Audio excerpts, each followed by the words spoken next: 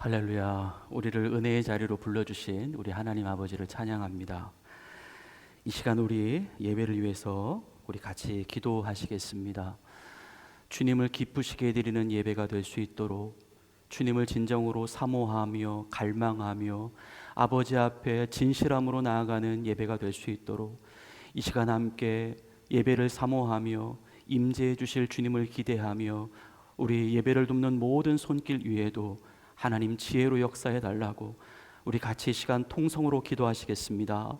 하나님 아버지, 우리를 은혜의 자리로 불러주셔서 감사합니다. 우리의 생명의 주인 되신 주님 앞에 예배자로 설 수 있게 해주셔서 감사합니다. 이 시간 우리의 마음과 뜻과 정성을 다하여서 우리의 주님만을 갈망하며 주님만을 높여드리는 거룩하고 진실한 예배 되게 하옵소서. 성령님, 이곳 가운데 오시고 충만케 하시옵소서. 부족한 우리들을 한없이 도우시고 하나님의 거룩한 자녀로 다시 한번 굳건하게 세워 주옵소서. 예배의 승리자들이 되게 하여 주옵소서. 오직 주님께만 영광 돌리는 참으로 귀하고 복된 예배 될 수 있도록 성령님 같이 하여 주시옵소서. 예배를 돕는 모든 자들 위해 주의 성령과 지혜가 함께 하시기를 기도합니다. 주님 감사합니다.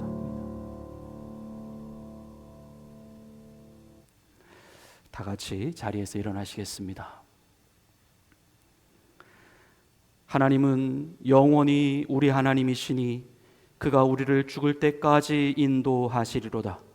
하나님은 영이시니 예배하는 자가 영과 진리로 예배할지니라. 아멘. 거룩하신 하나님 아버지, 하나님의 은혜와 자비를 찬양합니다. 우리를 죽을 때까지 인도하시는 여호와 하나님, 우리의 생명을 다하여 주님을 예배하는 귀하고 복된 이 자리에 주님 홀로 영광 받아 주옵소서. 성부, 성자, 성령께 존귀와 영광이 세세무궁토록 있으시길 간절히 기원하옵나이다. 아멘. 다 같이 자리에 앉으셔서 주보 앞면에 나와 있는 용서를 구하는 기도를 드리시겠습니다. 주님, 은혜 위에 은혜입니다. 하늘을 두루마리 삼고 바다를 먹물 삼아도 완전하신 하나님의 사랑을 다 기록할 수 없습니다. 말씀대로 살아보려는 여러 번의 시도가 있었습니다. 하지만 번번이 실패했고 주저앉을 때가 많았습니다. 낙심 속에 낙심을 거듭했고 어둠 속에 어둠을 경험했습니다. 또다시 주님의 강권적인 사랑으로 다시 복음 앞에 섰습니다. 다시 말씀 앞에 섰습니다. 다시 거룩의 낙원으로 들어왔습니다. 날마다 마르지 않는 속죄의 강물로 덮어주시는 하나님, 참고 또 참으시며 기다려주시는 하나님, 우리의 다듬어지지 않은 제단 돌 위에 믿음의 제사로 나아갑니다. 우리를 불쌍히 여겨 주옵소서. 예수님의 이름으로 용서를 구하는 기도를 드립니다. 아멘. 우리 지난 한 주간의 삶을 되돌아보며 하나님 앞에 지은 우리의 은밀한 죄를 침묵으로 참회의 기도를 드리시겠습니다.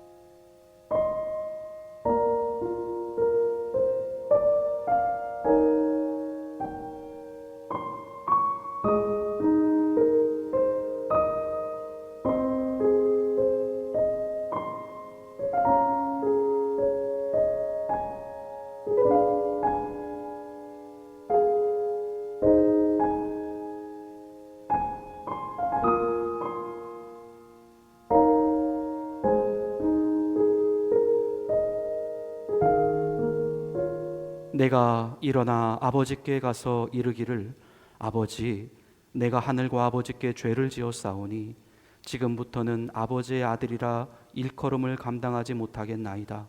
나를 품꾼의 하나로 보소서 하리라 하고 이에 일어나서 아버지께로 돌아가니라. 아멘. 나는 전능하신 아버지 하나님 천지의 창조주를 믿습니다. 나는 그의 유일하신 아들 우리 주 예수 그리스도를 믿습니다. 그는 성령으로 잉태되어 동정녀 마리아에게서 나시고 본디오 빌라도에게 고난을 받아 십자가에 못 박혀 죽으시고 장사된 지 사흘 만에 죽은 자 가운데서 다시 살아나셨으며 하늘에 오르시어 전능하신 아버지 하나님 우편에 앉아 계시다가 거기로부터 살아있는 자와 죽은 자를 심판하러 오십니다. 나는 성령을 믿으며 거룩한 공교회와 성도의 교제와 죄를 용서받는 것과 몸의 부활과 영생을 믿습니다. 아멘. 우리 다 같이 자리에서 일어나셔서 주님께 경배와 찬양을 올려드리시겠습니다.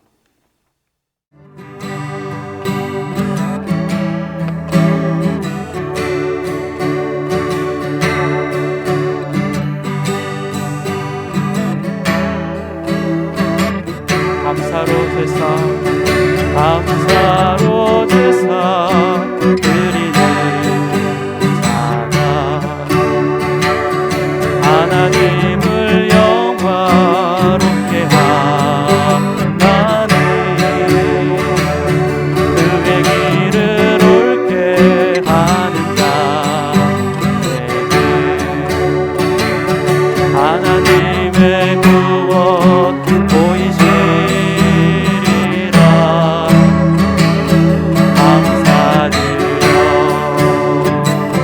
감사드리세 아버지께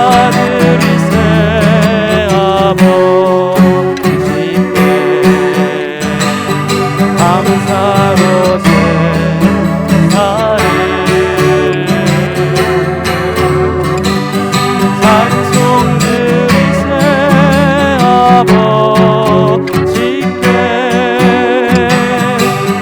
우리의 찬송 처음부터 다시 찬양하겠습니다.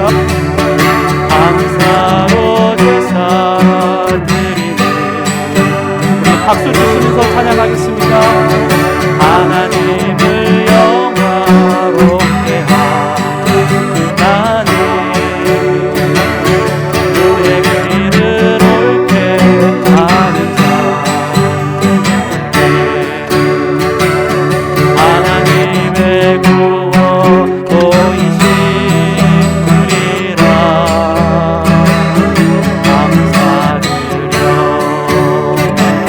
감사드리세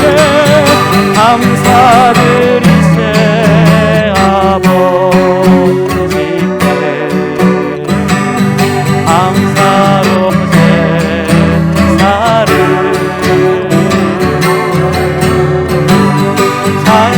찬송드리세 아버지께 우리의 찬송을 할렐루야 할렐루야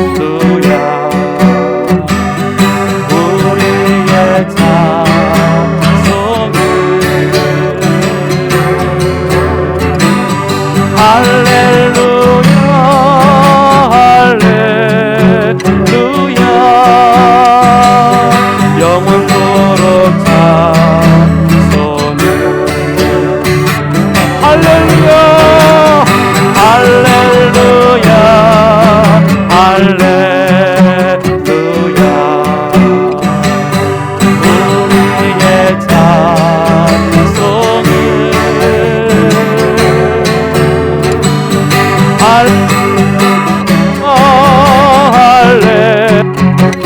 할렐루야 영원토록 찬송을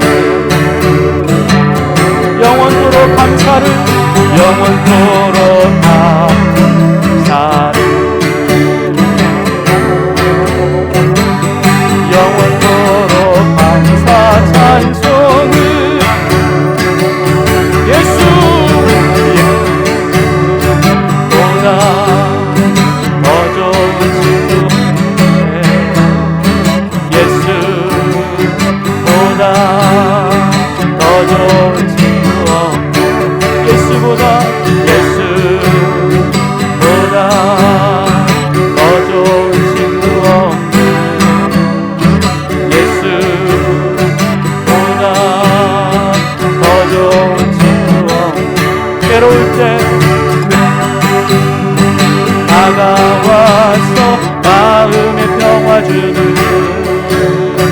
신실한 나의 참 친구 외로울 때 찾아와서 친구가 되어주는 사랑 많은 나의 친구 주 예수 사랑하리라 나의 생명 다할 때까지 주 예수 사랑하리라 나의 생명 다할 때까지 예수 사랑 예수 사랑 좋은 예수 사랑 예수 사랑 좋은 예수 사랑 예수 사랑 예수 사랑 참 좋은 예수 사랑 예수 사랑 참 좋은 예수 사랑 세상에서 제일 가는 금으로 유해도 예수님만 사랑하겠네 세상에서 제일 높은 명예를 준다 해도 예수님만 따라가겠네 주 예수 사랑하리라 나의 생명 다할 때까지 주 예수 사랑하리라 생명 다할 주 예수 사랑하리라 주 예수 사랑하리라 나의 생명 다할 때까지 주 예수 사랑하리라 나의 생명 다할 때까지 주 예수 사랑하리라 주 예수 사랑하리라 나의 생명 다할 때까지 주 예수 사랑하리라 나의 생명 다할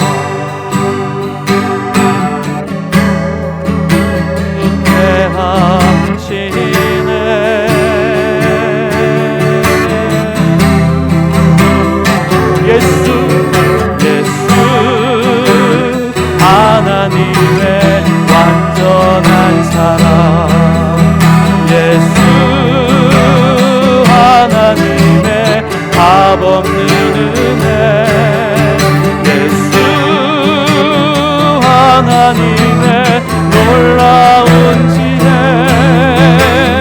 아름다운 그 이름 예수. 우리 처음부터 다시 고백하겠습니다.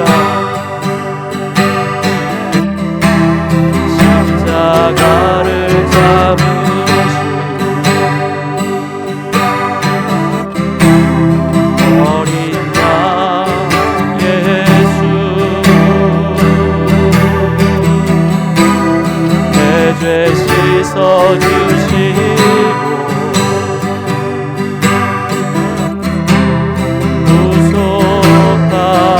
구속하셨네.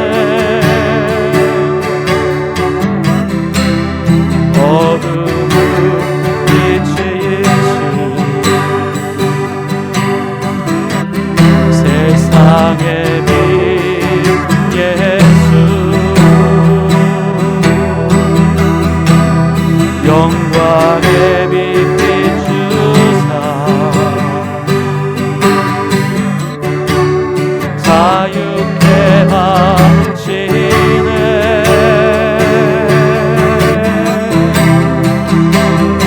예수 하나님의 완전한 사랑 예수 하나님의 값 없는 은혜 예수 하나님의 나은 지혜 아름다운 그 이름 예수.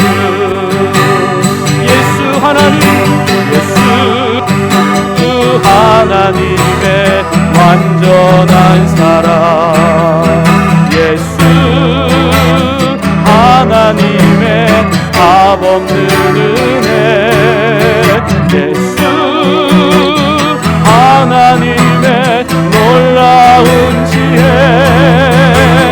아름다운 그 이름 예수.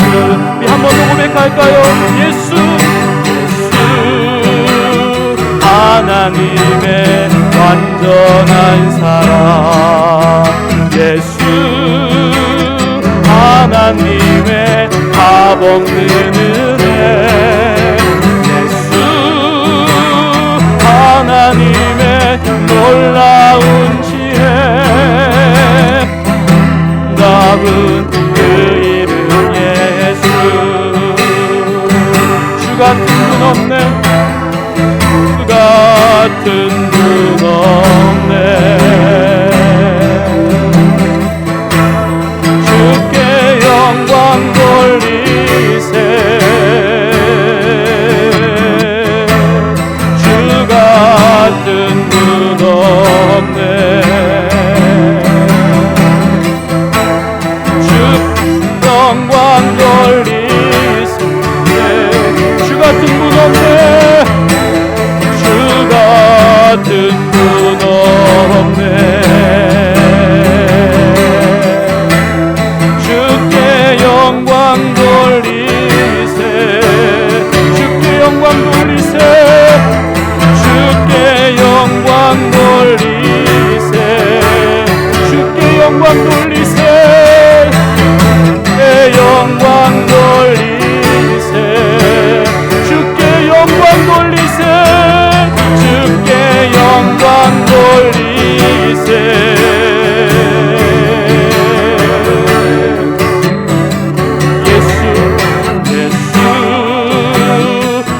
하나님의 완전한 사랑 예수 하나님의 값없는 은혜 예수 하나님의 놀라운 지혜 아름다운 그 이름 예수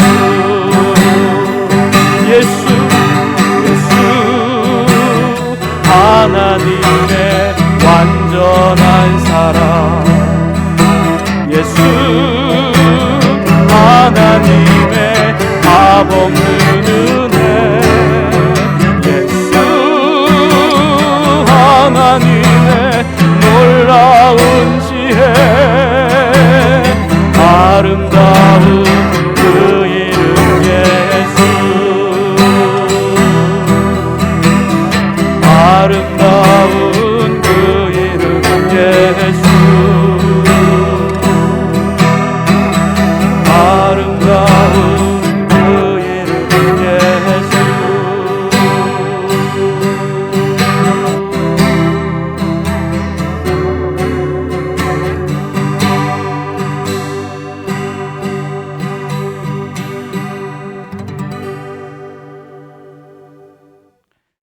함께 기도드리시겠습니다. 우리의 삶에 그리도 가까이 다가와 계신 하나님 아버지, 하나님은 언제나 우리와 함께 하시며 우리를 도와주시며 우리를 인도하시며 우리를 지켜주시며 우리를 아버지가 기뻐하시는 길로 가게 하십니다. 구원의 기쁨을 알게 하시고 영생의 확신을 보게 하시고 천국의 실제를 경험케 하시니 감사합니다. 모든 것이 은혜입니다. 모든 것이 하나님의 주권 아래 있습니다. 오직 주의 영광을 위하여 살게 하옵소서. 세상 어느 것 하나도 주님의 손길이 미치지 않은 곳이 없습니다. 다 만드십니다. 다 사랑하십니다. 다 알고 계십니다. 하나님 아버지의 그 넉넉한 품을 이 교회에서 느끼게 하시니 감사합니다. 매주마다 말씀으로 채우시고 성령으로 채우시고 확신으로 채워주시니 감사합니다. 우리의 삶의 주인이 오직 주님이신 것을 항상 기억하며 살아갈 수 있게 하옵소서. 이 시간 모든 근심과 염려와 걱정을 아버지께 맡깁니다. 우리를 두렵게 하는 것들, 위축되게 하는 것들, 절망으로 몰아가는 모든 부정적인 생각들을 다 아버지 앞에 맡깁니다. 놓게 하옵소서, 잊게 하옵소서, 일어나게 하옵소서, 앞을 향해 표대를 향해 전진해 가게 하옵소서. 우리 안에 성령의 충만함을 허락해 주옵소서. 믿음의 능력이 나타나게 하시고 사랑의 수고가 보여지게 하시고 소망의 인내가 일어나게 하옵소서. 우리는 세상에 속한 사람들과 달라야 합니다. 우리는 하나님의 자녀입니다. 아들의 영이 우리 안에 계십니다. 예수님의 인격을 닮아야 합니다. 성령님이 거하시는 거룩한 성전입니다. 삶으로 진리를 보여주어야 합니다. 말씀에 대한 순종이 필요합니다. 나를 죽이고 그리스도의 영광을 드러내는 헌신과 자기 포기가 반드시 필요합니다. 내가 살면 주님이 영광 받지 않으십니다. 내가 죽어야 주님이 영광을 받으십니다. 복음은 말이 아니라 능력이라 하셨습니다. 신앙은 지식이 아니라 삶이라 하셨습니다. 온전히 주를 따라가는 제자의 삶을 살아가게 하옵소서. 어리석고 무식한 변론에 빠지지 않게 하시고 오직 진리 안에 머물게 하옵소서. 낮은 자리에 거하게 하옵소서. 섬기는 자리에 있게 하옵소서. 욕심을 내려놓게 하시고 미움을 중단하게 하시고 그리스도의 인내와 포용을 연습하게 하옵소서. 그리스도 예수의 사람들은 육체와 함께 그 정욕과 탐심을 십자가에 못 박았다라고 말씀하셨습니다. 육체를 따라가지 않게 하옵소서. 육체의 종이 되지 않게 하옵소서. 말씀이 생각과 몸을 지배하게 하시고 감정에 종속되지 않게 하옵소서. 죄책감에 빠지지 않게 하옵소서. 하늘 땅과 병행될 수 없는 생각들을 과감히 지워내게 하옵소서. 천지를 주관하시는 창조주 하나님, 세상이 고통받고 있습니다. 환난입니다. 영혼들이 두려움에 떨고 있습니다. 지진과 산불과 지구온난화가 심화되고 있습니다. 전쟁과 사고와 재난이 가중되고 있습니다. 영혼들이 두려움에 떨고 있습니다. 주님, 마지막 때가 가까이 오고 있는데 회개하게 하옵소서. 돌이키게 하옵소서. 지혜로운 다섯 처녀처럼 기름을 준비하게 하옵소서. 영혼을 보존해야 할 때입니다. 육체를 성결케 해야 할 때입니다. 사람들은 이름 없이 왔다가 이름 없이 사라지고 있습니다. 이 땅에서 붙잡을 수 있는 것은 재물도 아니고 명예도 아니고 사람도 아니고 우리가 쌓아놓은 업적도 아닙니다. 하루아침에 바벨탑처럼 무너져 버릴 것입니다. 오직 우리 주 예수님만을 굳건하게 붙잡게 하옵소서. 생명의 주인 되신 하나님 아버지, 올 한 해 우리가 서 있는 각자의 자리에서 하나님을 꼭 경험할 수 있도록 인도해 주옵소서. 순간순간 하늘을 바라볼 수 있는 여유로움을 갖게 하시고 고요히 말씀을 묵상하고 은밀하게 하나님과 교제하는 참 자유의 시간을 누려가게 하옵소서. 내가 정한 나의 목표가 아니라 하나님이 명령하신 순종과 비전의 길을 따라가게 하옵소서. 알페와 오메가가 되시는 하나님 아버지, 처음과 나중이요 이제도 계시고 어제도 계시고 이제 곧 오실 예수 그리스도시여, 우리가 가는 길을 환하게 밝혀 주옵소서. 언제나 아버지의 긍휼하심만을 기대하며 나아가기를 원합니다. 우리를 언제나 지키시기를 원하시며 평강 주시기를 원하시며 주의 얼굴을 향하여 드사 은혜 베푸시기를 원하시는 우리 주 예수 그리스도의 이름으로 감사하며 기도드리옵나이다. 아멘.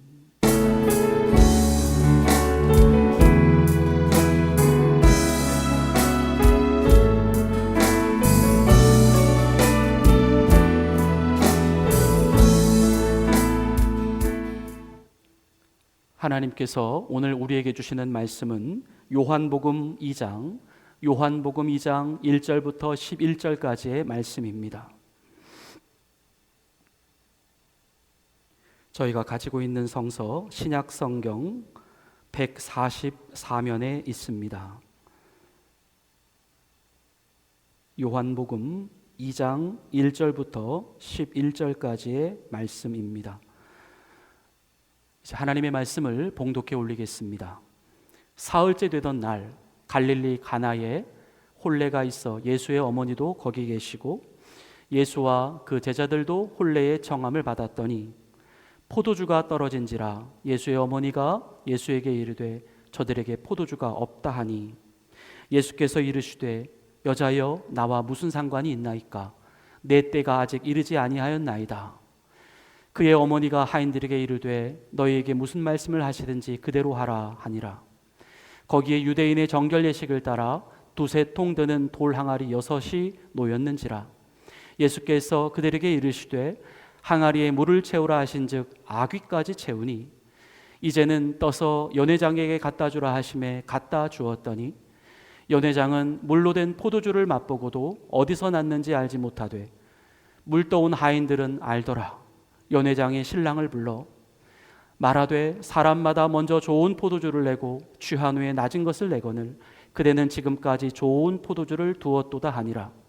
예수께서 이 첫 표적을 갈릴리 가나에서 행하여 그의 영광을 나타내심에 제자들이 그를 믿으니라. 아멘. 하나님께서 오늘 이 말씀을 통하여 우리 모두에게 은혜 주시기를 원합니다. 인도의 캘커타에서 빈민을 위하여 일생의 삶을 바쳤던 마더 테레사 수녀는 자신을 하나님의 손에 들려진 몽당 연필에 비유를 하고 있습니다. 테레사 수녀는 이렇게 말을 하곤 하였다고 합니다. 저는 우리 주님이 쥐고 계시는 몽당 연필에 지나지 않습니다. 주님께서는 그 연필을 자를 수도 있고 깎을 수도 있습니다. 언제 어디서든 무언가 쓰고 싶으면 쓰시고 그리고 싶으면 그리실 것입니다.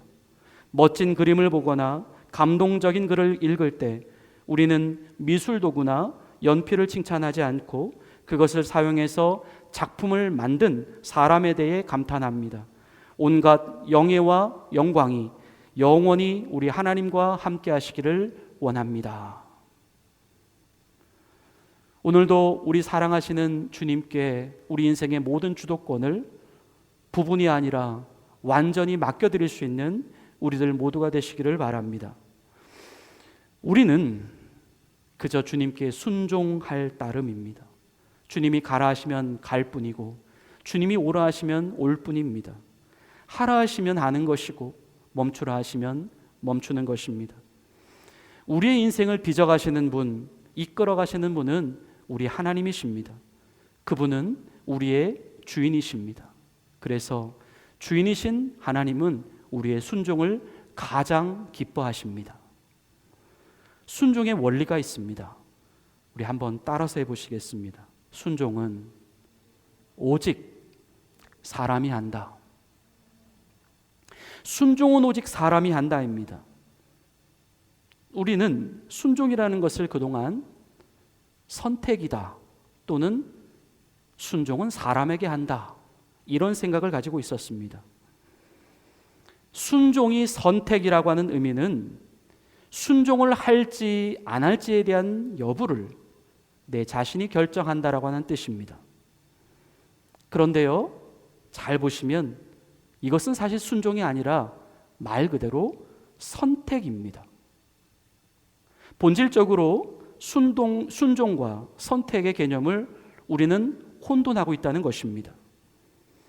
순종은 따라간다라고 하는 의미를 가지고 있습니다. 하지만 선택은 끌고 간다라고 하는 의미를 가지고 있습니다. 같은 행위를 한다 하더라도 주도권이 누구에게 있느냐에 따라 순종과 선택이 나뉘어집니다. 예를 들어 보겠습니다. 오늘 우리가 주님께 예배를 드리기 위하여 교회에 나왔습니다. 우리는 지금 똑같이 교회에 나온 행위를 하고 있습니다. 그런데 이 자리 가운데에는 이 교회에 나온 이 행위가 순종에 의해서 이루어진 사람이 있고 선택에 의해서 이루어진 사람이 있습니다. 순종에 의해서 이루어진 사람은 내가 교회에 갈 것인가, 교회에 가지 말 것인가에 대하여 고민을 하지 않고 교회에 나온 사람입니다. 하지만 선택에 의해서 이루어진 사람은 내가 교회에 갈 것인가, 교회에 갈지 말 것인가에 대하여 이 고민을 하고 나온 사람입니다. 물론 순종이든 선택이든 우리는 똑같이 고민을 합니다. 순종 또한 내가 순종을 할 것이냐, 순종하지 말 것이냐에 대한 고민이 있을 수 있기 때문입니다. 하지만 지금 우리가 순종에 대하여 이야기를 할 때에 고민을 하지 않는다라고 하는 의미는 그가 순종 자체에 대하여 고민을 하지 않았다라고 하는 의미라기보다 우리가 순종을 하려고 하는 그 순종의 내용에 대하여 고민을 하지 않았다는 의미입니다. 다시 말해 순종을 할 것이냐 말 것이냐에 대한 고민은 있을지 모르겠지만 그가 하려고 하는 순종의 내용, 곧 교회에 나오는 행위 자체에 대해서는 그가 고민을 하지 않았다라고 하는 말씀입니다. 하지만 반면에 교회에 나온 행위가 선택에 의해서 이루어진 사람은 순종에 대한 고민이라기보다 교회에 나가는 행위 그 자체에 대한 고민을 가지고 있다는 것입니다. 그것은 그 행동을 하는 당사자 자신 안에서 이 교회에 나가는 행위가 과연 옳은 것이냐 옳지 않은 것이냐, 또는 유익한 것이냐 유익하지 않은 것이냐, 또는 적합한 것이냐 적합하지 않은 것이냐에 대한 그 자신의 그 선택이 늘 이루어지고 있기 때문입니다. 그래서 이 사람은 늘 그 행위가 고민이 된다는 것이죠. 그렇다면 우리는 이 순종에 의한 결정과 선택에 의한 결정의 차이점을 또 어떻게 설명해 볼 수가 있을까요? 우리가 지금 순종의 개념을 이해하기 위하여 이 교회에 나오는 행위 이 하나를 가지고 지금 예를 들고 있는데 설명의 일관성을 위해서 계속해서 이 교회에 나오는 행위를 가지고 설명을 이어가 보도록 하겠습니다.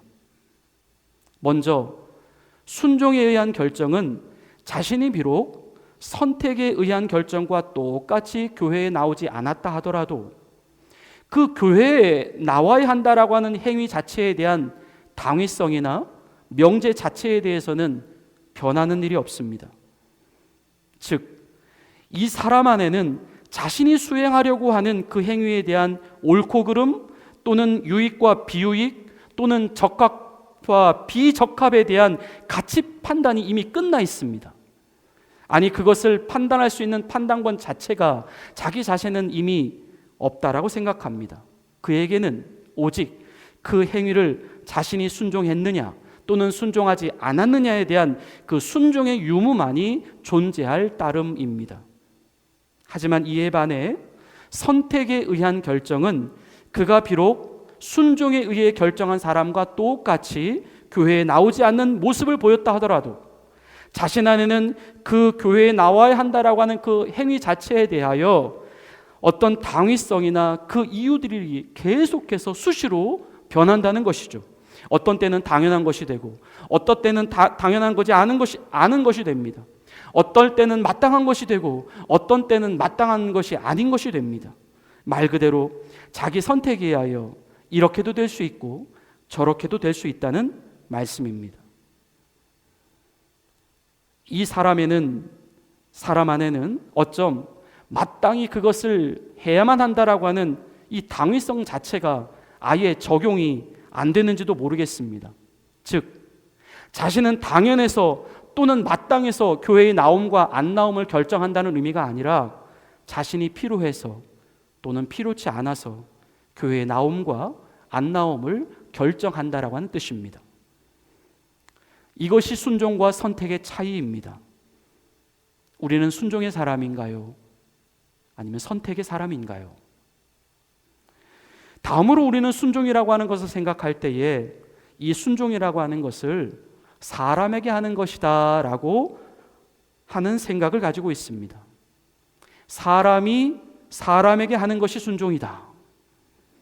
물론 우리는 사람이 사람에게 할 때도 이 순종이라고 하는 개념을 사용합니다. 순종을 요구하는 사람들이 대부분 사람이고 순종을 요구받는 순종자 또한 대부분 사람이기 때문입니다. 우리가 동물에게 순종을 요구하지 않죠. 동물도 인간에게 순종하지 않습니다. 하지만 엄밀히 말해 사람이 사람에게 순종한다라고 하는 것은 사실상 이것은 온전한 순종이라고 말하기가 어렵습니다. 그것은 오히려 어그리먼트, 동의에 가깝습니다. 물론 누군가는 이 동의와 상관없이 무조건 순종을 요구할 때가 있고 또는 무조건 순종을 수행할 때가 있습니다. 하지만 그것은 순종도 아니고 동의도 아니고 단지 강압이나 억압인 경우가 많습니다. 다시 말해 사람이 사람에게 순종을 한다라고 하는 말을 하기 위해서는 그 안에는 반드시 강압이나 억압이 있어서는 안 된다는 것이고 또 그러하기에 그 순종이 이루어지고 있는 사람과 사람 사이에서는 반드시 그 순종을 수락하고 받아들일 만한 충분한 동의가 있어야 한다라고 하는 말씀입니다.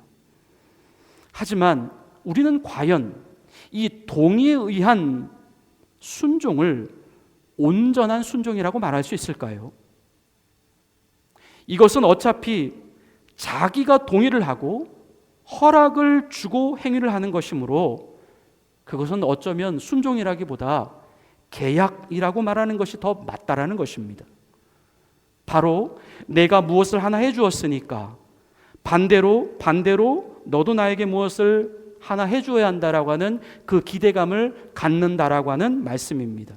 또한 그 기대가 상호 간에 서로 충족되었으므로 그때야 비로소 누구는 누구에게 순종을 요구할 수 있고 또 누구는 누구에게 순종을 받아들일 수 있게 된다는 것입니다. 바로 이 뭐 때문에 하는 순종입니다. 혹은 납득이 가고 이해가 갈 때에만 하는 순종입니다.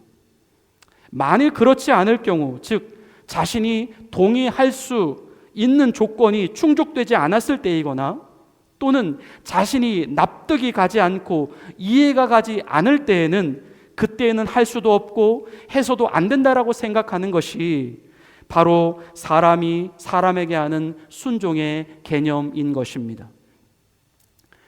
순종의 의미는 무엇일까요? 우리 다 같이 한번 따라서 해보시겠습니다. 순종은 오직 하나님에게 하는 것이다. 순종은 오직 하나님에게 하는 것이다. 즉 순종이 가지고 있는 온전한 의미는 우리가 순종을 하려고 할 때에 항상 그 순종의 대상을 내가 지금 사람 앞에서 순종을 하고 있지만 사람에게 순종하는 듯 보이지만 그 순종의 대상은 사람이 아니라 하나님이라고 생각을 하는 것입니다. 사람 때문에 하는 순종이 아니라 하나님 때문에 하는 순종입니다. 사람의 요구 때문에 하는 순종이 아니라 하나님의 요구 때문에 하는 순종입니다. 곧 우리의 순종이 아무리 사람과 사람 사이에서 발생을 한다 하더라도 또는 사람이 사람에게 요구하고 사람이 사람에게 받아서 수행을 한다 하더라도 그 순종을 요구하시는 분은 사람이 아니라 하나님이라고 생각하는 것, 그것이 바로 진정한 순종의 의미인 것입니다. 이렇게 되면 순종을 요구하는 사람의 입장도 달라집니다. 즉 자신이 누군가에게 순종을 요구하게 될 때에도 자신이 어떤 특별한 사람이어서이거나 또는 자신이 그렇게 순종을 누군가에게 요구할 만큼의 어떤 특별한 자격이 있어서 그렇게 순종을 요구할 수 있는 것이 아니다라고 생각한다는 것입니다. 또한 자신이 그렇게 누군가에게 순종을 요구할 때에 그 또한 하나님이 그렇게 순종을 요구하라는 명령을 내리셨기 때문에 단지 그 이유 때문에 자신이 순종을 요구하고 있다라고 하는 그 자세로 바뀌어지게 된다는 것이죠. 이러한 사실은 순종을 요구하는 자들에게 막대한 책임감과 막중한 신중함을 가지도록 만듭니다. 누군가에게 함부로 자기 마음대로 이 순종이라고 하는 것을 요구할 수 없게 됩니다. 또한 이 순종이라고 하는 것을 빌미로 해서 다른 사람들보다 높은 자리에 군림을 한다거나 그들을 함부로 지배하려고 하는 모습을 보일 수가 없다는 것입니다. 즉 순종을 요구하는 자신 또한 순종을 수행하는 자와 똑같이 같은 순종의 수행자로 바뀌게 되는 것입니다. 언제나 순종을 요구하는 자는 하나님밖에 없다는 것이며 언제나 순종을 수행하는 자는 사람일 수밖에 없다는 것입니다. 이것이 바로 순종이 가지고 있는 가장 핵심적인 의미입니다. 그렇게 알고 순종하는 모습이야말로 과연 이 땅을 다스리시고 이 땅을 통치하시는 분이 사람이 아니라 하나님이라고 하는 사실을 가장 진실하게 인정하는 사람의 모습입니다. 오늘 본문을 보면 순종과 관련하여 세 부류의 사람이 등장합니다. 첫째는 예수님의 어머니이며 두 번째는 하인들이며 마지막 세 번째는 연회장이라고 하는 사람입니다. 오늘 본문을 보면 이 예수님의 어머니가 한 가지는 순종에 대하여 오해를 하고 있었고 또 다른 한 가지는 순종에 대하여 바르게 알고 있었습니다. 먼저 순종을 오해하고 있었던 부분입니다. 우리 본문 요한복음 2장 1절부터 3절의 말씀을 보십시다. 사흘째 되던 날 갈릴리 가나에 혼례가 있어 예수의 어머니도 거기 계시고 예수와 그 제자들도 혼례의 청함을 받았더니 포도주가 떨어진지라 예수의 어머니가 예수에게 이르되 저들에게 포도주가 없다 하니. 예수의 어머니가 예수에게 이르되 저들에게 포도주가 없다 하니, 이 말씀이 왜 문제가 되는 것일까요? 이 말씀이 왜 예수님의 어머니 마리아가 순종에 대하여 오해를 하고 있는 부분일까요? 어떤 문제가 발생했을 때 어머니는 아들에게 해결을 요구할 수 있습니다. 그리고 어머니의 요구를 받은 아들은 순종으로 응답을 할 수 있어야 합니다. 하지만 이 말씀 안에는 이런 의미가 들어 있습니다. 아들아, 너는 하나님이 보내신 메시아가 아니냐? 그러니 이 정도의 문제점은 네가 해결해 줄 수 있는 것 아니냐? 근데 순간 예수님의 어머니는 예수님을 메시아로 인정하고 있음과 동시에 또 다른 한편으로 순종이 요구되어지고 있는 순간에 그 메시아이신 예수님을 다시 자기 아들이라고 하는 관점으로 옮겨놓고 있다는 것입니다. 문제가 무엇입니까? 물론 마리아가 예수님을 자신의 아들로서 바라본다라고 하는 그 관점 자체가 문제가 되지는 않습니다. 왜냐하면 예수님은 하나님의 아들이심과 동시에 육체를 지닌 사람이기도 했기 때문입니다. 사람의 자녀이기도 했다는 것이죠. 하지만 문제는 예수님의 어머니가 예수님께 순종을 요구하고 있을 바로 그때에 그녀는 예수님에 대하여 자기의 아들로서 할 수 있는 수준의 것을 요구하고 있었던 것이 아니었다라는 것입니다. 마리아는 예수님이 메시아의 자격으로서 할 수 있는 일을 요구하고 있었습니다. 그것이 문제의 핵심입니다. 즉 마리아가 비록 예수님을 낳은 육신의 어머니였다 하더라도 적어도 그 순간만큼은 그녀가 예수님께 순종을 요구할 수 있는 위치가 안 되었다라는 것입니다. 그녀도 다른 사람들과 똑같이 순종을 수행해야만 하는 순종자의 위치였다는 것입니다. 마리아가 이 사실을 망각하고 있었습니다. 이에 예수님은 마리에게 이렇게 말씀하십니다. 본문 4절의 말씀입니다. 예수께서 이르시되 여자여 나와 무슨 상관이 있나이까? 내 때가 아직 이르지 아니하였나이다. 즉 이 말씀은 오직 예수님께 메시아로서의 순종을 요구하실 수 있는 분은 오직 하나님 아버지밖에는 계시지 않는다라는 말씀입니다. 아무리 메시아를 낳은 어머니라 할지라도 메시아에게 메시아로서의 순종을 요구할 수 없다라고 하는 것입니다. 순종을 하는 자는 사람이기 때문입니다. 바로 그 이유 때문에 예수님은 아직 내 때가 이르지 아니하였다라고 말씀하신 것입니다. 즉 하나님의 때라고 하는 것은 사람의 요구에 의해서 만들어지는 것이 아니라 오직 하나님의 요구에 의해서만 만들어질 수 있다라고 하는 것이며, 하나님의 요구는 때가 아니라 순종이라고 하는 사실을 예수님은 이 말씀 속에서 전달해 주고 계셨던 것입니다. 그렇다면 인간이 하나님의 때를 경험할 수 있는 방법은 분명해지는 것입니다. 그것은 바로 순종인 것입니다. 마리아는 이러한 예수님의 의도를 즉시 알아차립니다. 아, 때를 요구하고 있는 자기에게 지금 예수님은 순종을 요구하고 있구나. 그것이 먼저구나. 그래서 마리아는 이 말씀을 들은 후에 이 순종에 대한 올바른 각성이 일어났습니다. 그리고 즉시로 하인들을 부릅니다. 본문 5절의 말씀입니다. 그의 어머니가 하인들에게 이르되 너희에게 무슨 말씀을 하시든지 그대로 하라 하니라. 이분이 메시아다. 이분은 하나님이다. 너희는 그분께 순종하라. 그러면서 성경은 마리아의 입술을 통하여 순종에 대한 올바른 정의를 하나님께서 우리에게 계시해 주시는 것입니다. 너희에게 무슨 말씀을 하시든지 그대로 하라. 바로 우리가 설교 앞부분에서 함께 나누었었던 이 순종에 대한 바른 인식입니다. 순종은 선택이 아니다. 순종은 동의를 필요로 하지 않는다. 순종은 하나님께 하는 것이다. 순종을 요구하는 자는 하나님이시다. 순종을 수행하는 자는 사람이다.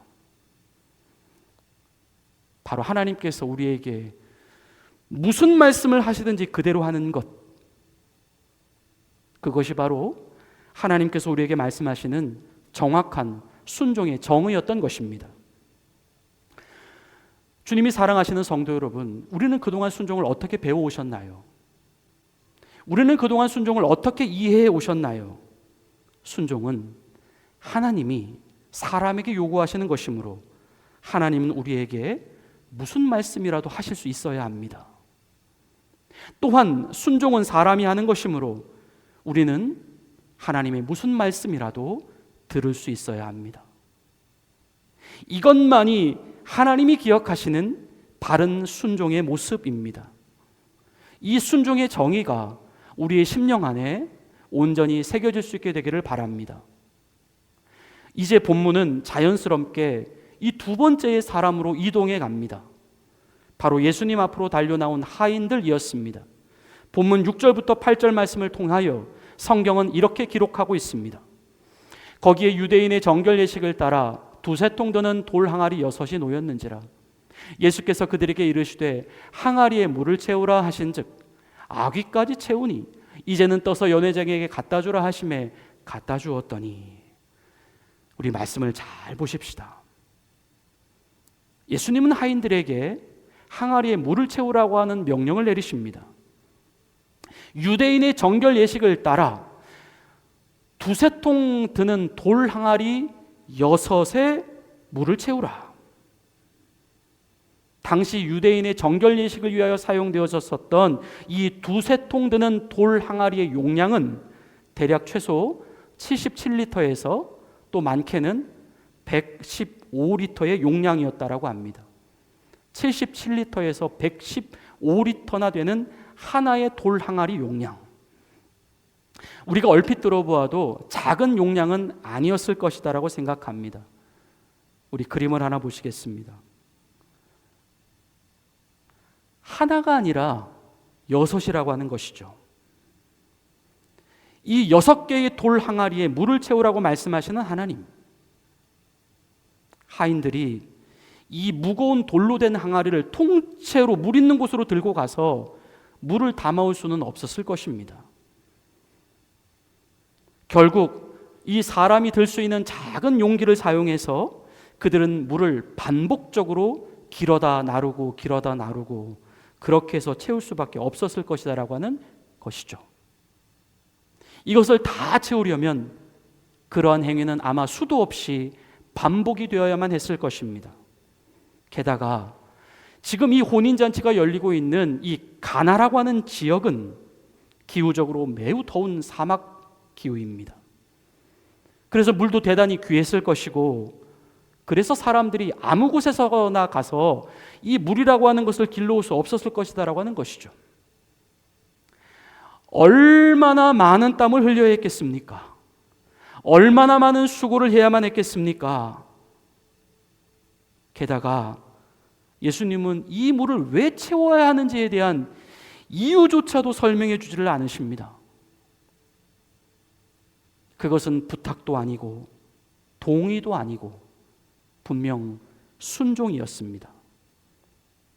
마치 그러한 순종을 통하여서 우리 안에 무언가 다른 것이라도 보고 싶어 하시는 이 하나님의 테스트와도 같은 그런 것이었다라고 하는 말씀입니다. 이러한 순종의 요구 앞에서 반응했었던 하인들의 모습은 어떤 모습이었을까요?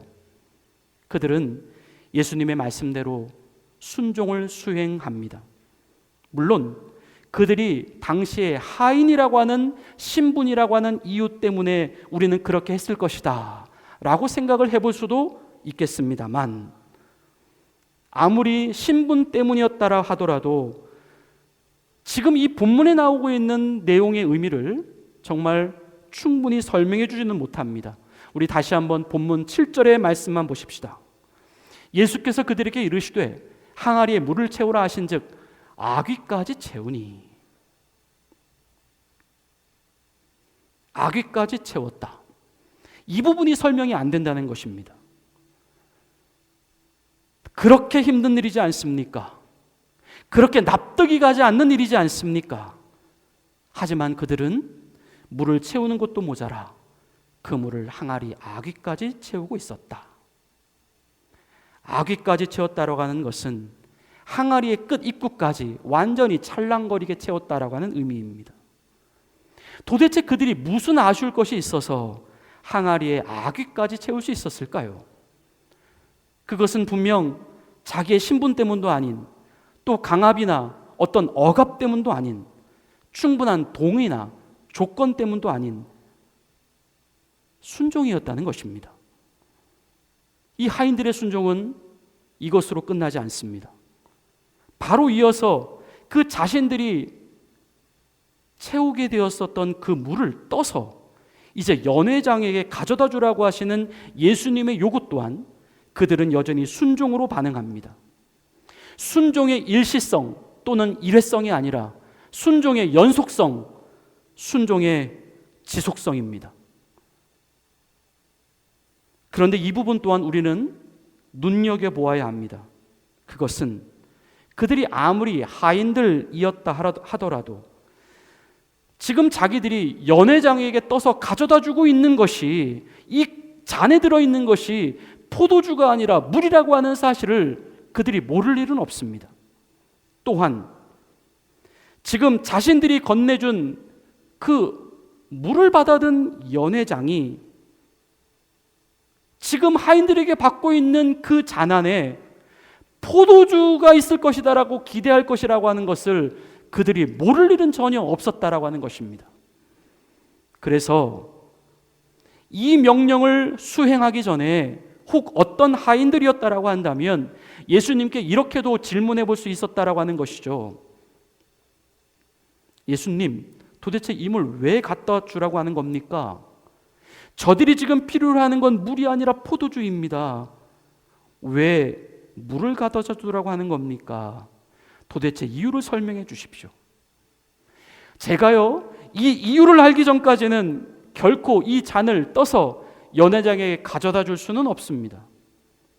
제가 만일 이대로 가져다 준다면 우리는 꾸중만 들을 것이고 망신만 당할 것입니다. 그리고 조롱만 당할 것이고 우리는 오히려 더 불이익을 당하게 될 것입니다. 하지만 지금 본문에 나오고 있는 하인들은 그것에 의문을 제기하지 않습니다. 납득이 가지 않아도, 이해가 가지 않아도 말씀을 그대로 수행합니다. 당시 하인의 신분이었던 그들이 어쩜 이렇게 하나님이 기뻐하시는 순종의 의미를 바르게 알고 있었는지 그것이 궁금해질 따름입니다. 예수님은 똑똑한 사람을 원하시는 것이 아니라는 것이죠. 신분이 높거나 힘이 강하거나 재물이 많은 사람을 원하시는 것이 아니라는 것이죠. 예수님은 순종의 사람을 원하신다는 것입니다. 우리도 이러한 하인들처럼 예수님께 순종할 수 있을까요? 이제 본문은 순종과 관련하여 마지막 세 번째 사람을 소개합니다. 그는 연회장이었습니다. 연회장이라 함은 당시의 혼인잔치에 초대받은 모든 손님들을 대표하는 사람이기도 했고, 또 한편으로 이 잔치를 주관하고 있었던 당시의 신랑과 신부 측의 부탁을 받아서 이 잔치가 문제없이 잘 치러질 수 있도록 그 잔치를 잘 기획하고 잘 보조해주는 일종의 어떤 잔치의 디렉터 같은 역할을 하는 사람이었습니다. 그런데 오늘 말씀을 보니까 연회장이 하인들로부터 받은 그 물을 그들이 맛본 다음에 깜짝 놀라서 이렇게 말을 하고 있는 것입니다. 본문 10절의 말씀입니다. 말하되 사람마다 먼저 좋은 포도주를 내고 취한 후에 남은 낮은 것을 내거늘 그대는 지금까지 좋은 포도주를 두었도다 하니라. 지금 이 말은 하인들에게 하는 말이 아닙니다. 지금 이 말은 신랑에게 하는 말이었습니다. 지금 이 연회장은 자기에게 좋은 포도주를 가져주었던 그 하인들에 대한 기억이 하나도 없습니다. 연회장이 궁금했던 것은 단지 이토록 좋은 포도주가 도대체 그동안 어디 있다가 지금 나타났느냐라고 하는 그 사실에만 집중하고 있을 따름이었고, 시간이 지날수록 오히려 사람들에게 좋은 포도주를 내어주고 있었던 이 신랑의 자상함과 이 세심한 준비성에 대하여 그는 놀라고 있었고, 정말 지금까지 이 모든 과정과는 아무런 상관이 없어 보이는 이 신랑만에게 그는 칭찬과 찬사를 보내고 있었다는 것입니다. 오늘 본문 구절은 이렇게 말씀을 증거하고 있습니다. 연회장은 물로 된 포도주를 맛보고도 어디서 났는지 알지 못하되 물떠온 하인들은 알더라. 물떠온 하인들은 알더라. 이 부분이 정말 중요합니다. 바로 포도주를 맛본 연회장은 비록 포도주의 맛만 경험했을 뿐이었지만 이 포도주를 가져온 사람, 즉 예수님의 말씀에 순종했던 하인들은 이 포도주가 어떻게 누구에 의하여 어떤 과정을 통하여 생겨나게 됐는지, 즉 기적의 이유를 경험하고 있었습니다. 바로 이 기적의 이유를 경험했다라고 하는 것이 하나님에 대한 경험입니다. 연회장이 맛본 것은 포도주였지만 너희는 여호와의 선하심을 맛보아 알지어다. 하나님을 맛본 자는 바로 이 하인들이었다라고 하는 것입니다. 이 하나님의 선하심을 맛보아 알 수 있는 우리들 모두가 될 수 있기를 축원합니다. 그분의 맛을 볼 수 있는 사람, 그가 바로 순종의 사람입니다. 주님은 오늘 우리에게 그것을 알려주십니다. 사람들은 혼인잔치에 있었던 많은 사람들은 아무도 하인들을 알아봐 주질 않았습니다. 오늘날 하나님께 순종하는 자들 사람들이 알아봐 주지 않습니다. 하지만 하나님은 이들을 알아봐 주셨습니다. 사람들은 아무도 그분을 경험하지 못했습니다. 하지만 그들만은 하나님을 경험할 수 있었습니다. 그것은 오직 순종으로만 가능할 수 있는 일이었습니다. 주님이 아끼시는 성도 여러분, 오늘 주님이 우리에게 말씀하고 계시는 이 순종의 의미가 참으로 깊습니다. 이 말씀의 계시 앞에 서 있는 우리들 모두가 지금 너무나도 귀하고 복됩니다. 하나님은 오직 순종하는 사람만이 순종의 신비를 경험할 수 있다라고 말씀하십니다. 이제 우리 자신이 순종의 사람이 될 차례입니다. 우리의 삶에서도 가나의 혼인잔치와 같은 이적을 경험할 수 있습니다. 우리의 순종이 낙심된 사람의 마음을 다시 일으킬 수 있고, 무너진 우리의 삶의 기쁨을 다시 회복할 수 있고, 세상에서 영혼이 메말라가고 있는 사람들을 우리는 다시 일으켜 세울 수 있습니다. 본문에 나오고 있는 물은 우리의 삶의 단순함과 밋밋함을 상징합니다. 또한 사람의 감정이나 정서로 이야기한다면 나아질 것이 없는, 새로워질 것이 없는 기쁨과 즐거움과 설레임이 바닥나 있는 그런 척박한 우리의 마음을 상징합니다. 하지만 포도주는 생명력과 풍성함을 상징합니다.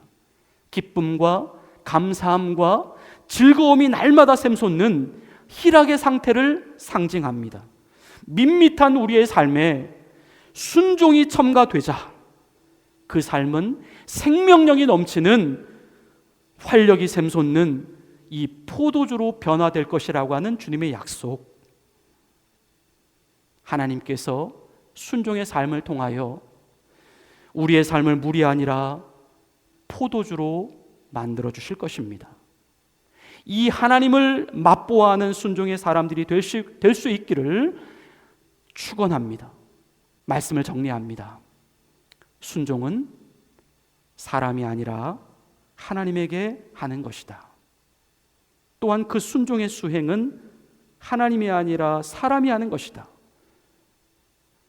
순종은 선택이 아니라 따라가는 것이다. 하나님은 우리에게 무슨 말씀이라도 하실 수 있어야 하고, 우리는 하나님의 무슨 말씀이라도 들을 수 있어야 합니다. 너희에게 무슨 말씀이라도 하시든지 그대로 하라.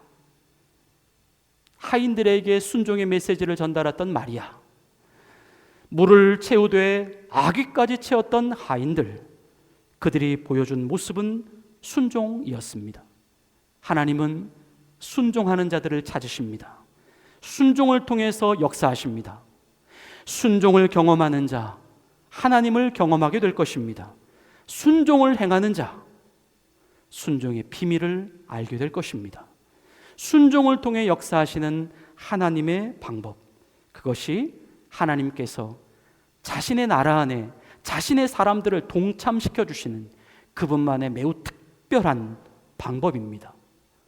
순종의 삶이, 순종의 비밀이 우리 인생의 가장 큰 근간이요, 가장 큰 인생의 기초가 될 수 있기를 예수님의 이름으로 간절히 축원을 드립니다.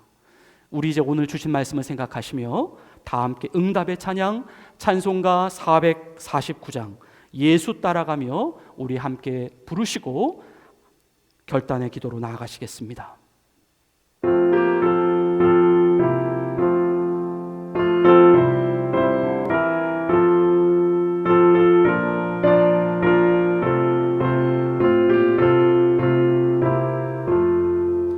예수 따라가며 복음 순종하면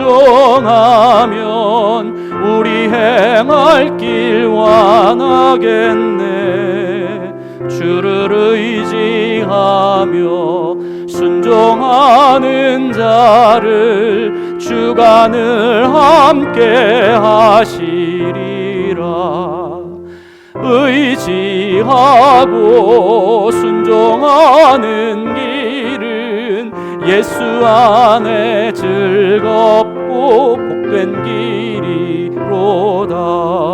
해를 당하거나 우리 고생할 때 주가 위로해 주시겠네. 주를 의지하며 순종하는 자를 주가 안위해 주시리라. 의지하고 순종하는 길은 예수 안에 즐겁고 복된 길이로다. 남의 짐을 지고 슬픔 위로하면 주가 상급을 주시겠네. 주를 의지하며 순종하는 자를 항상 목매려 주시리라. 의지하고 순종하는 길은 예수 안에 즐겁고 복된 길이로다.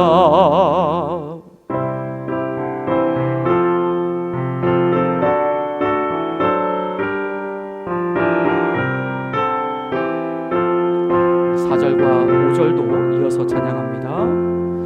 우리 받은 것을 주께 다 드리면 우리 기쁨이 넘치겠네. 주를 의지하며 순종하는 자를 은혜 풍성케 하시리라. 의지하고 순종하는 길은 예수 안에 즐겁고 복된 길이로다. 주를 힘입어서 말씀 잘 배우고 주를 모시고 살아가세. 주를 의지하며 항상 순종하면 주가 사랑해 주시리라. 의지하고 순종하는 길은 예수 안에 즐겁고 복된 길이로다.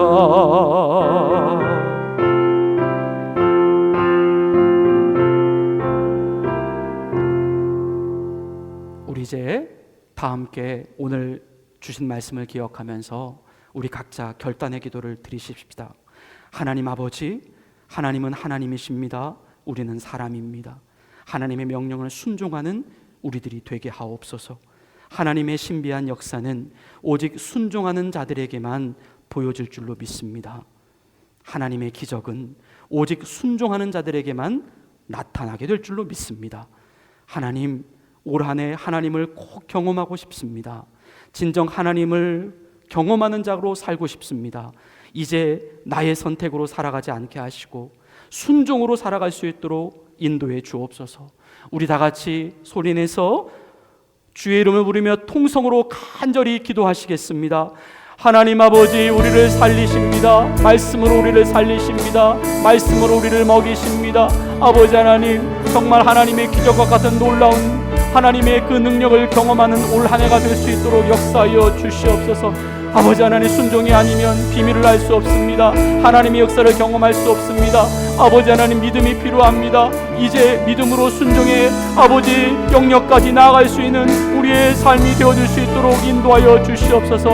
하나님, 우리의 삶이 물과 같은 인생입니다. 밋밋합니다. 변화가 없습니다. 새로움이 없습니다. 설렘이 없습니다. 주님, 그 자리에 안주하고 있지 말고 순종의 자로 나오라고 말씀하십니다.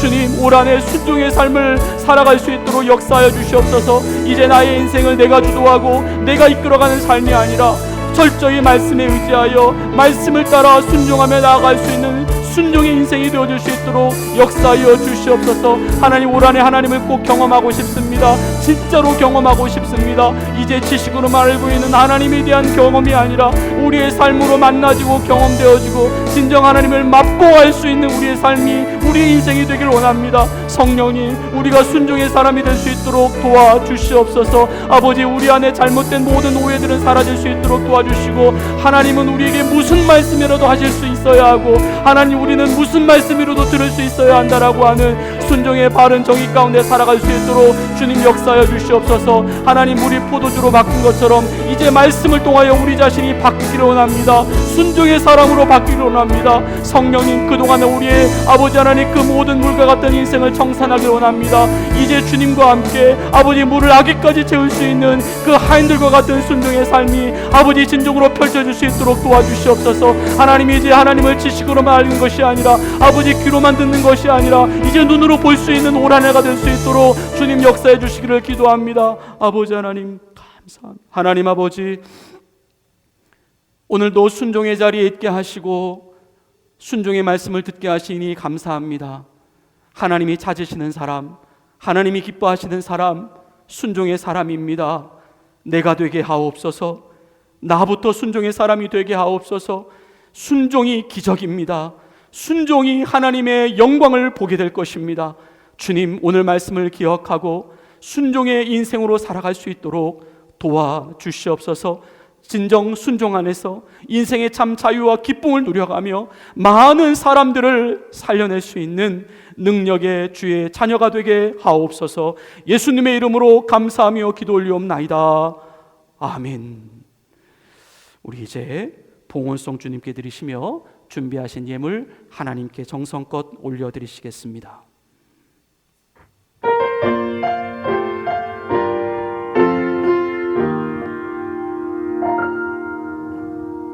나 가진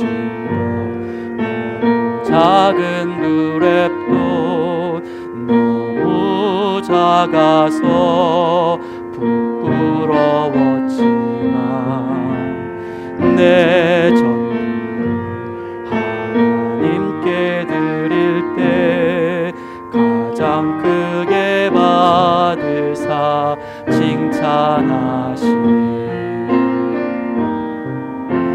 작은 두랩돈 하나라도 주님 보시기에 가장 값진 헌신, 작은 내 삶도 하나님이 원하신 곳에 아름답게 쓰소서. 아름답게 쓰소서.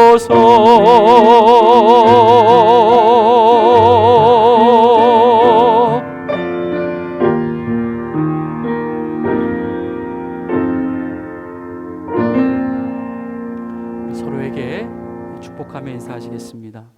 순종하는 자가 하나님을 경험하게 될 것입니다. 우리 그렇게 같이 인사하시겠습니다. 하나님을 경험하게 될 것입니다. 오늘 교회 처음 오신 분이 계시는 것 같아요. 우리 뒤에 앉아서 같이 예배를 드리셨는데요. 우리 환영의 박수 하시고 우리 이따가 또 같이 교제하도록 하겠습니다. 박수 하시겠습니다. 예배 후 함께 또 친교와 주일 말씀 나눔의 시간이 있겠습니다. 어린이 예배가 지금까지 계속 온라인 컨텐츠를 가지고 지금 예배를 드려왔는데요. 컨텐츠 좀 정비를 위해서 아마 당분간 어린이 예배는 쉬고 어른들과 같이 예배를 드려야 할 것 같습니다.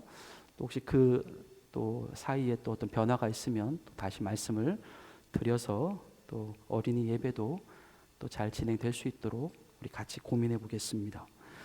나머지 교회 소식 주보를 참고해 주시고 다 같이 일어나셔서 마지막 파송의 찬양 부르시고 축도하심으로 모든 예배의 순서를 마치겠습니다.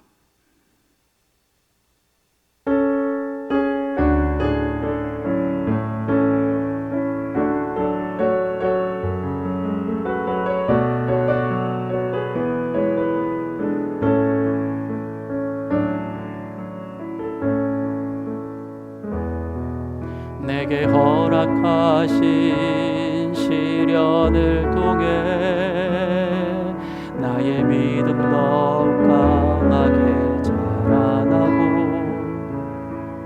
험한 산과 골짜기 지나는 동안 주께 더 가까이 나를 이끄시네.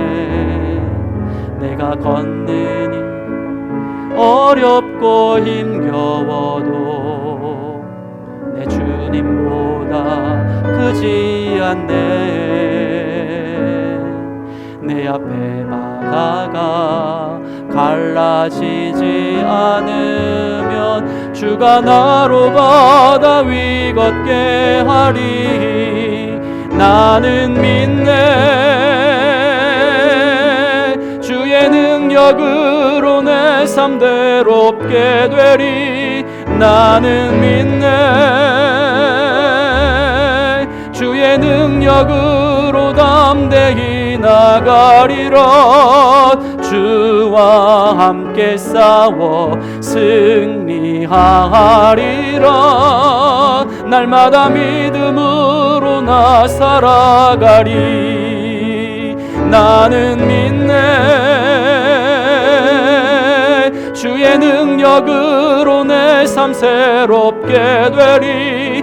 나는 믿네. 주의 능력으로 담대히 나가리라. 주와 함께 싸워 승리하리라. 날마다 믿음으로 나 살아가리.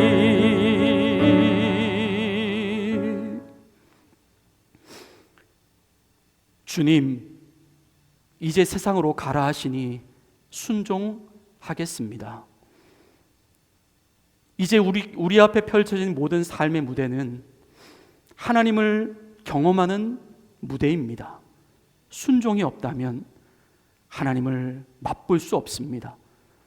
우리 사랑하는 주의 자녀들, 오늘 말씀을 듣고 잊어버리지 않게 하시고 우리의 심령 안에 새겨진 말씀에 의하여 우리의 삶이 순종의 삶으로 인도되어질 수 있도록 성령님 이끌어 주옵소서. 따라가는 우리들 모두가 되게 하옵소서. 주님, 우리의 삶은 우리가 사는 것 같지만 우리가 사는 것이 아니라 우리 하나님의 작품이며 하나님의 만드심입니다.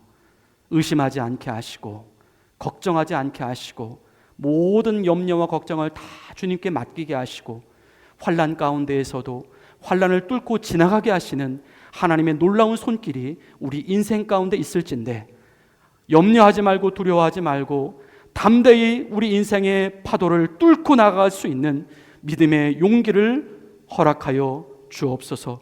오늘 주님 앞에 드려진 믿음의 예물, 순종의 예물을 기쁘게 받아주시고 하나님, 이 예물이 쓰여지는 곳곳마다 하나님의 생명을 살리는 역사가 우리 인생 곳곳에 일어날 수 있도록, 이 교회를 통하여 일어날 수 있도록, 우리의 삶을 통하여 일어날 수 있도록 역사하여 주시옵소서.